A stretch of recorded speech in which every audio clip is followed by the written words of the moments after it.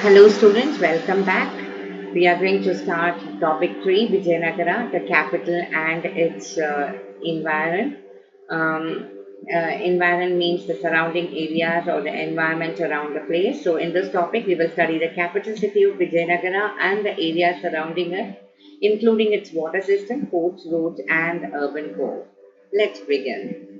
Like many capital cities, Vijayanagara had a unique physical layout and special style of constructions. Vijayanagara was located in a natural basin formed by the Tungabhadra River. The river flowed northeast, and the city was surrounded by beautiful granite hills forming a belt around it. Many streams from these rocky hills flowed into the river. Embankments, that is, walls built across streams, were created to collect water into reservoirs. As this region was very arid, that is dry, the rulers made detailed arrangements to store rainwater and carry it to the city. Important waterworks, the first one is Kamalapuram Tank. It was built in the early 15th century. It helped irrigation nearby fields, supplied water to the royal center using a channel. The channel here means water passage. The next one is Hiria Canal, one of the biggest surviving water systems. It took water from a dam across the Tungabhadra River. It irrigated the valley between the sacred center and urban core. It was built by the Sangama dynasty kings. Now, fortification and roads. The city had great forts, walls that enclosed all its parts. Abdul Razak, a Persian ambassador in the 15th century, said there were 7 lines of forts. These walls protected the city, farms, and forests. The outermost wall connected the surrounding hills. Now, let us understand the construction style. Fort walls were made of stone blocks without cement or mortar. The stones were wedge shaped like a triangle and held tightly in place. The inner part was filled with earth and rubble. Bastions, that is, projecting parts of the walls, were built in square or rectangle shape. Why agricultural land was inside forts? Fields were kept inside the fort walls to avoid starvation during sieges. Sieges means military blockades. Could last for months or years, aiming to starve the enemy. Usually, kings kept granaries inside forts. So, what is granary? It is the storage of grains. But Vijayanagara rulers went further. They protected entire farmlands and have them inside forts. Archaeologists confirm cultivated land between the sacred and urban forts supported by a canal system from the Tungabhadra. Other fortification lines, a second wall surrounded the urban fort, the third wall protected the royal center. Each important building inside had its own high walls. Now let's look into the gates and roads, that is, gateways and roads. Fort gates. Gates were heavily guarded and connected the fort to main roads. The gateways were not just entrances, they showed distinct architecture. They are gateways and domes. Above them were from the Turkish Sultanate style. This mixed style is called Indo-Islamic architecture, meaning a combination of Islamic and the Indian designs. Now, moving on to roads. Archaeologists found city roads and outer roads by tracing path through gates, discovering old pavements. Roads usually went around valleys, avoiding rocks. Important roads came out from temple, gates, and were lined with bazaars, that is, markets. Moving on to 3.3, urban core. When I say the urban core, meaning the central part of the city. Archaeologists found very few remains of the houses of ordinary people. This means the house of common people may not have been made of strong materials, so they did not survive. Chinese porcelain found. That was the indication of rich traders in some parts of the urban core, especially the northeastern corner. fine Chinese porcelain was found. What is this porcelain? It is high quality, delicate pottery from China. This shows that wealthy traders may have lived there and had access to expensive imported goods. Muslim residential quarter. The same northeastern area was likely the Muslim residential area. Tombs and mosques are found there. Their architecture looks similar to mandaps found in Hampi temples. This shows that even with different religions, the building style had some shared elements. Now, Barbosa's description of commoners' houses. Who was this Barbosa? Barbosa, a Portuguese traveler from the 16th century, and he said other houses are thatched but well built. When I say thatched, roof made by dry straw or grass. Houses were arranged according to occupation, that is, people with similar jobs lived close to each other. They were built in long streets with open spaces. Now, shrines, temples, and religious variety, field survey. That means on site studies show many shrines and small temples in the area. This tells us that there were many different religious cults. Or meaning of cults, those who missed it, it's small religious groups. These groups were likely supported by various communities living in Vijayanagara. Water sources for common people. Ordinary town people got water from wells, rainwater tanks, temple tanks. These water structures were spread throughout the city, showing good planning for everyday life. Moving on to the next unit, the Royal Center. The Royal Center was in the southwest part of Vijayanagara. It had over 60 temples, though it is called a Royal Center.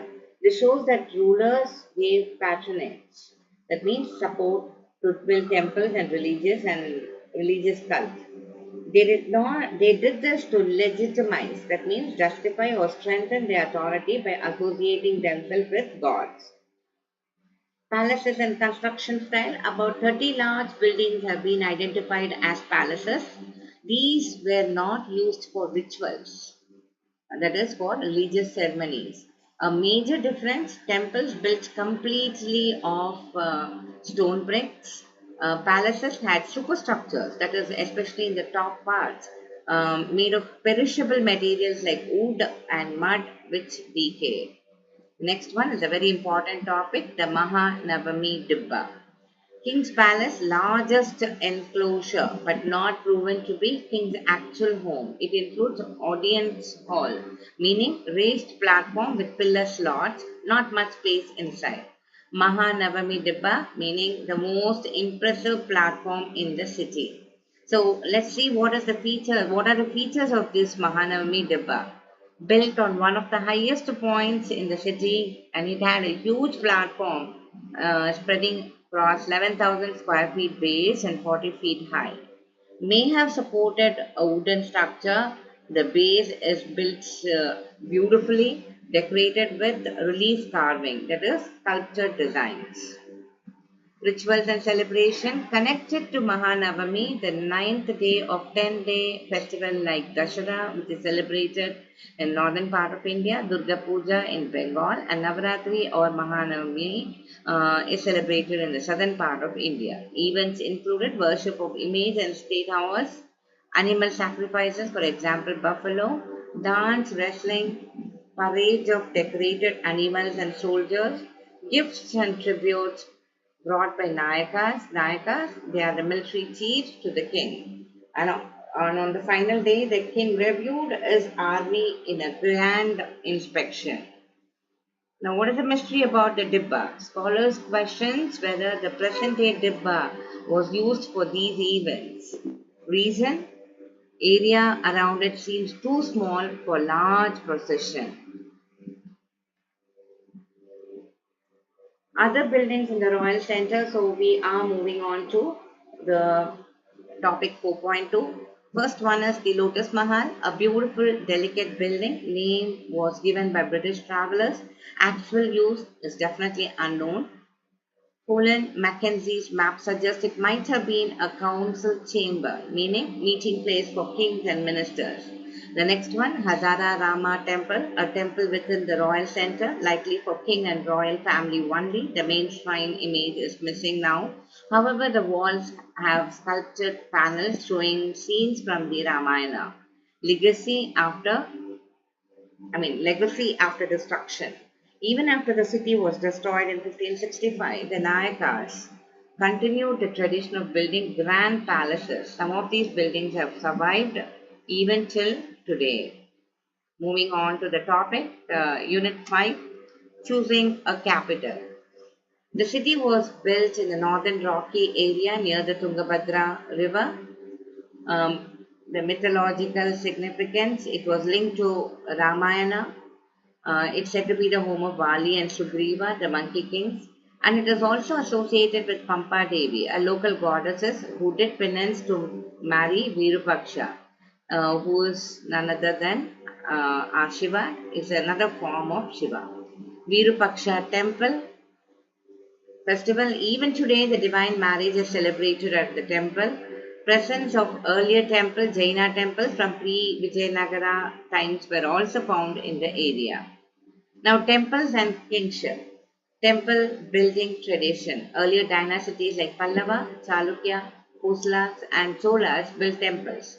Purpose of building temples show divine connection of kings, functioning as educational, religious, social and economic centers. Kings donated land and money to maintain temples.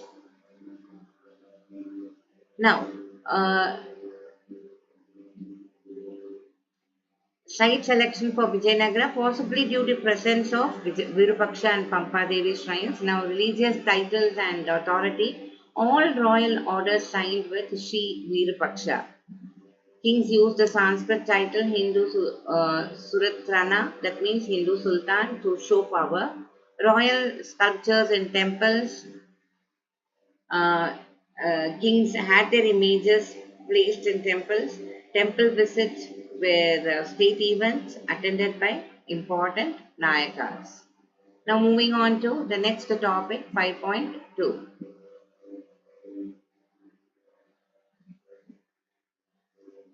Gopurams and mandapams. We saw this mandaps and corridors. Virupaksha temple. We also saw how the Virupaksha temple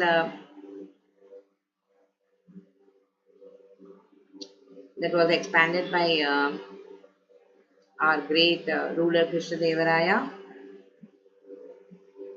Now Vitthala temple, we saw the deity Vitthala, form of Vishnu worshipped in Maharashtra.